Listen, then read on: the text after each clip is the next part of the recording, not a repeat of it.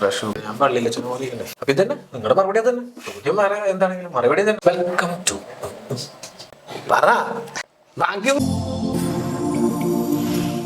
Hi welcome to എഡ്യൂലും podcast. Jomi, last എപ്പിസോഡിൽ നമ്മൾ ക്ലോസ് ചെയ്തൊരു 3 പോയിന്ററിലായിരുന്നു. അതിലൊരു മെയിൻ പോയിന്റ് ആയിരുന്നു ഡൊമെയിൻ നോളജ്. സോ എല്ലാ ഇൻഡസ്ട്രിയിലും എല്ലാ പ്രൊഡക്ട്സിലും ആ പറയുന്ന പെർട്ടിക്കുലർ പ്രൊവൈഡർ കമ്പനിക്ക് ഡൊമെയിൻ നോളജ് വളരെ അത്യാവശ്യമാണ്. സോ എഡ്യൂലൂം എന്ന് പറഞ്ഞൊരു പ്രൊഡക്റ്റിൻ്റെ ഡൊമെയിൻ നോളജ് എങ്ങനെയാണ് ആ എഡ്യൂലൂമിൻ്റെ കസ്റ്റമേഴ്സിന് അല്ലെങ്കിൽ അതിൻ്റെ യൂസേഴ്സിന് ഹെൽപ്ഫുൾ ആവുന്നത്?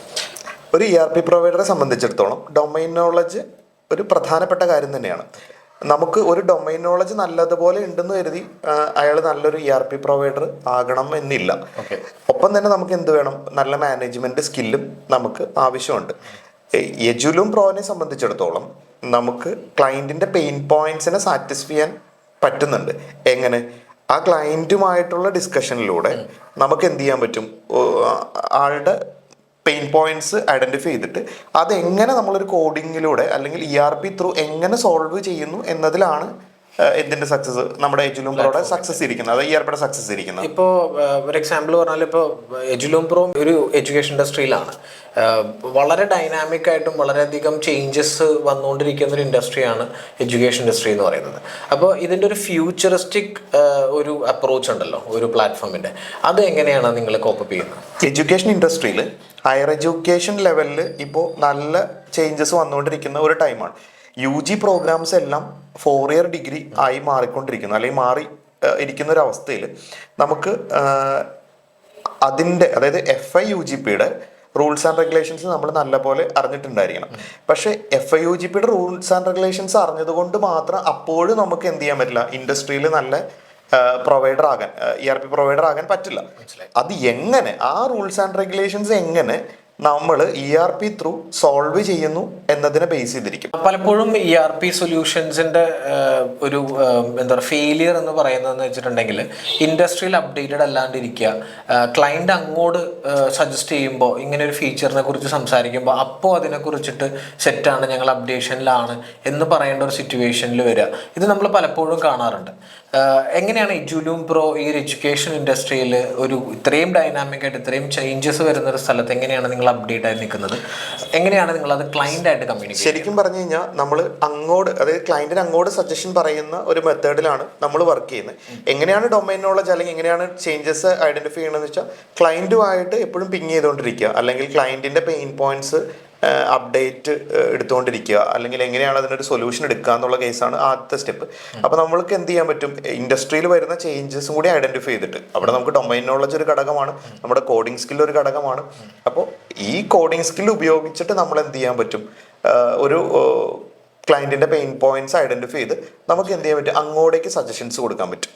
അപ്പോൾ കുറെ കൂടി എന്താ പറയാ, നമ്മളോടുള്ള ഒരു ട്രസ്റ്റ് ഫാക്ടർ വളരെയധികം കൂടിക്കൊണ്ടിരിക്കും. അതേപോലെ അവരെ സംബന്ധിച്ചിടത്തോളം അവർക്ക് ഒരു പ്രോഗ്രസീവ് ആയിട്ടുള്ള ഒരു പ്രൊഡക്റ്റ്.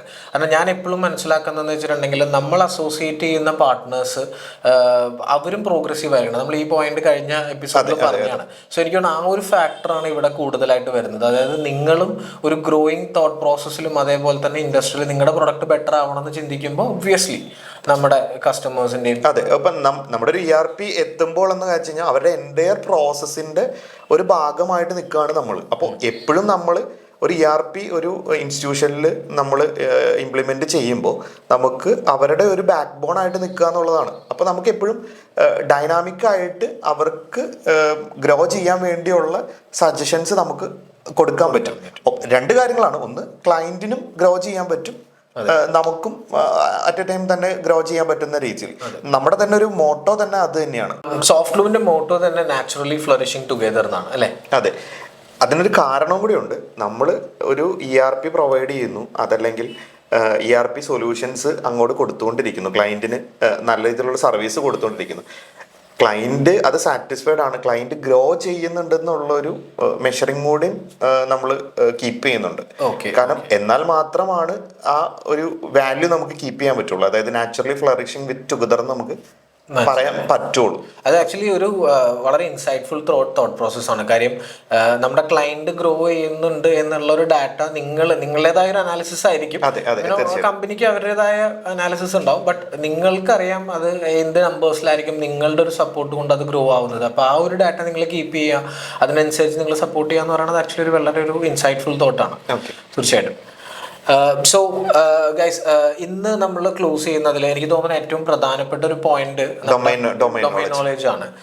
ആൻഡ് ഓൾസോ എനിക്ക് ക്ലോസിംഗ് നോട്ടിൽ വന്ന ആ ഒരു ഇന്ന് നമുക്ക് സംസാരിച്ചത്, നമുക്കൊരു നല്ലൊരു ERP പ്രൊവൈഡർ ആകണമെങ്കിൽ ഡൊമൈൻ നോളജ് ഉണ്ടായിരിക്കണം, നല്ലൊരു മാനേജ്മെന്റ് സ്കിൽ ഉണ്ടായിരിക്കണം. ഈ ഡൊമൈൻ നോളജ് മാനേജ്മെന്റ് സ്കില്ലും ഉപയോഗിച്ച് ക്ലയന്റിന്റെ പെയിൻ പോയിന്റ്സിന് നമുക്ക് സാറ്റിസ്ഫൈ ചെയ്യാൻ പറ്റും. അത് നല്ലൊരു കോഡിംഗ് സ്കില്ലിലൂടെ ആയിരിക്കണം അതുണ്ടായിരിക്കുക എന്നുള്ളതാണ്. അതായത് ആ സർവീസ് പെർഫെക്റ്റ് ആവണമെന്നുണ്ടെങ്കിൽ കൊടുക്കുന്ന പ്രോഡക്റ്റും അതുപോലെ തന്നെ ക്വാളിറ്റി ഉണ്ടായിരിക്കും, റൺ ആവണം, ക്വാളിറ്റി ഉണ്ടാവണം. ആൻഡ് എനിക്ക് തോന്നുന്നു എനിക്ക് ഒരു പോയിന്റും കൂടി ഇതിൽ ആഡ് ചെയ്യാനുള്ളതെന്ന് വെച്ചാൽ എനിക്ക് ആ ലാസ്റ്റ് പറഞ്ഞ ആ ഒരു പോയിന്റ് അത് ശരിക്കും പറഞ്ഞാൽ വളരെ ഇൻസൈറ്റ്ഫുൾ ആണ്. അതായത് നമ്മളുടെ പാർട്ട്നേഴ്സ് അല്ലെങ്കിൽ നമ്മളുടെ കമ്പനി അല്ലെങ്കിൽ നമ്മുടെ കസ്റ്റമേഴ്സ് അവർ ഗ്രോ ചെയ്യുന്നുണ്ട് എന്ന് കൂടി നിങ്ങൾ മെഷർ ചെയ്യുന്നു എന്ന് പറയുന്നത് ആക്ച്വലി കുറെ കൂടി ഇൻസൈറ്റ്ഫുൾ ആയിട്ട് എനിക്ക് ഫീൽ ചെയ്തു. പ്ലസ് ഇപ്പോൾ പറഞ്ഞ പോലെ 3 പോയിന്റ്സും വളരെയധികം വാലിഡ് ആണ്. So guys, I think Jomi നമുക്ക് ഈ ഒരു എപ്പിസോഡ് ഇവിടെ നമുക്ക് ക്ലോസ് ചെയ്യാമെന്ന് വിചാരിക്കുന്നു. So thank you so much. അടുത്തൊരു എപ്പിസോഡിൽ നമുക്ക് വീണ്ടും കാണാം.